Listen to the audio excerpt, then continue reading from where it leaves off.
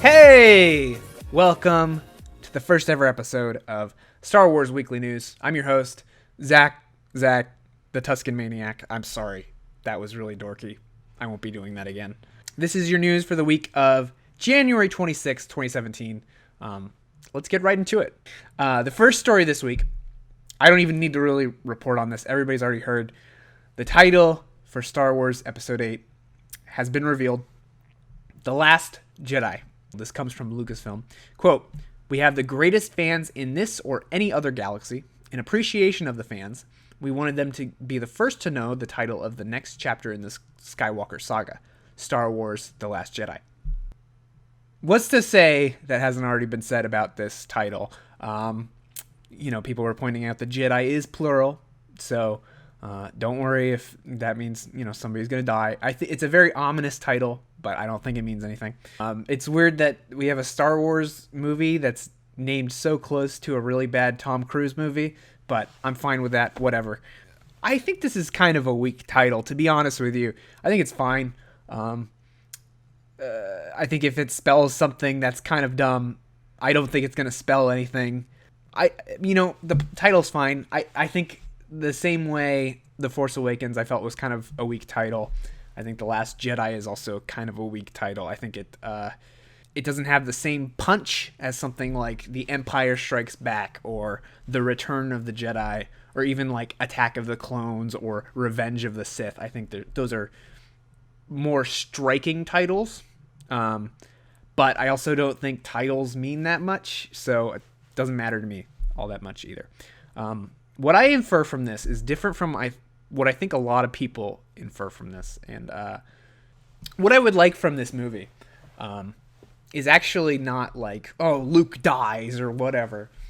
I think it would actually be really cool, and I don't think this is going to happen, but, I would actually think it's really cool if they took a lighter approach to this movie rather than go like the super dark route that it kind of seems like they're doing with the red text, but who knows?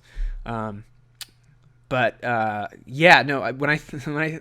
heard this title, I was thinking it would be kind of cool if we had like a story where, Rey and Luke they go out into the galaxy trying to find the Last Jedi. Like maybe they were old pupils of Luke, and it's a Luke training Rey story, but mixed in with like a road trip. So it's like it's got the animated Disney Sword in the Stone story to it, while also being like this road trip where they go out and find these old Jedi, sort of like Seven Samurai. So that's kind of the thing I would like to see. And maybe it is something like Empire, where just it is sort of a road, like not a road trip, space trip, whatever.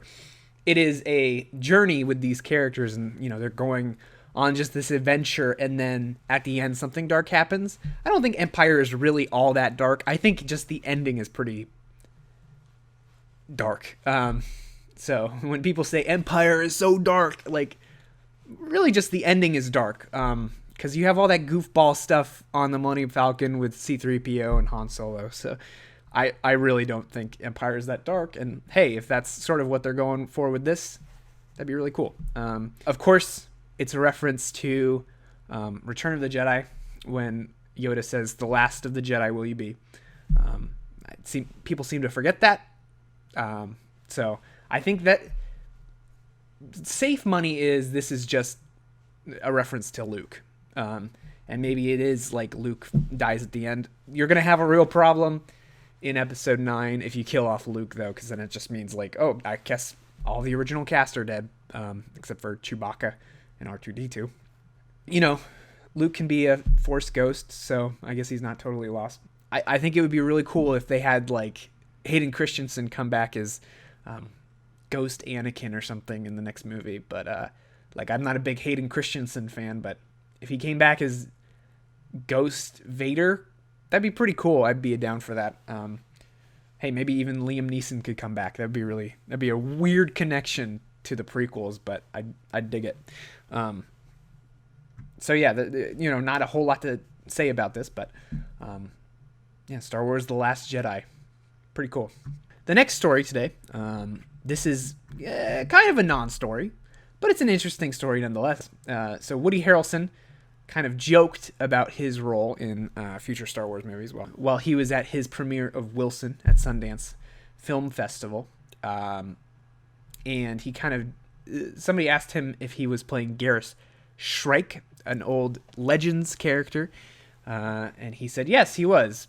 But then, big hullabaloo on Twitter. Pablo Hidalgo was saying on Twitter, Woody Harrelson doesn't really know the names. The unofficial statement from Lucasfilm is that, no, this is not true. But Garrus Shrike is an old Legends character, so that would actually be kind of cool if they brought him back. But obviously take that with a grain of salt. I think what happened was Woody Harrelson was like, oh, yeah, I'm in that new Star Wars movie. Yeah, Garrus, yeah, that sounds right. That sounds like my character. He probably didn't even read the script yet. I mean, his agent was probably like, hey, we got you a Star Wars movie. And Woody Harrelson was like, yeah, I'd like to make some money. Next story, Rian Johnson. He had an interview with Empire Online. I'm not going to read the whole thing. You can go check it out for yourself. But it's got some interesting stuff about Episode 8. So I'll put that in the description. Up next, this comes from StarWars.com, another story from StarWars.com. Villains rule the covers of Darth Maul #3 and Poe Dameron #13 exclusive reveal. Quote, this April, Marvel's Darth Maul and Poe Dameron series will welcome some special guests, very famous, very dangerous special guests. And as you can see there, that is in fact Cad Bane on the cover of Darth Maul #3. Very exciting. Super stoked to see Cad Bane return. I'd love to see him in Rebels. Dave Filoni, make it happen. Yeah, Cad Bane, awesome. Probably one of my favorite bounty hunters ever. I like him more than Boba Fett. Controversial. Aura Singh is returning as well. That's pretty cool. I've always really liked Aura Singh ever since she appeared in the Asherad Het comic. So, yeah, The Hunt for Aura Singh, I think it was. So the next story, Oscar nominations just went out, and Rogue One is nominated for sound mixing and visual effects. So congratulations to everyone at ILM and Lucasfilm. Then this comes from Box Office Mojo. Rogue One just made $1 billion. So again, congratulations. Quote, finishing just outside the top 5 is Disney's release of Rogue One, A Star Wars Story, which brought in an estimated $7 million this weekend, as its domestic cum climbs to $512.2 million, plus an additional $9 million making internationally. This brings the film's international gross to $499.1 million for a worldwide gross over $1 billion, making Rogue One the 28th film to have ever grossed over $1 billion worldwide, and Disney's 4th 2016 release to cross the milestone. So Disney's doing pretty well. Congratulations, everybody who worked on Rogue One. I loved it. So, yeah, definitely. I think it's a well-earned billion. Final story of the day comes from PenguinRandomHouse.com, and if you know them, they do a lot of the Star Wars novels. And they have a synopsis for Timothy Zahn's Thrawn book that's coming out. Quote, in this definitive novel, readers will follow Thrawn's rise to power, uncovering the events that created one of the most iconic villains in Star Wars history. One of the most cunning and ruthless warriors in the history of the Galactic Empire, Grand Admiral Thrawn, is also one of the most captivating characters in the Star Wars universe. From his introduction in best-selling author Timothy Zahn's classic Heir to the Empire, through his continuing adventures in Dark Force Rising, The Last Command, and beyond. But Thrawn's origins and the story of his rise in the Imperial ranks have remained mysterious. Now, in Star Wars Thrawn, Timothy Zahn chronicles the fateful events that launched the blue-skinned, red-eyed master of military strategy and lethal warfare into the highest realms of power and infamy.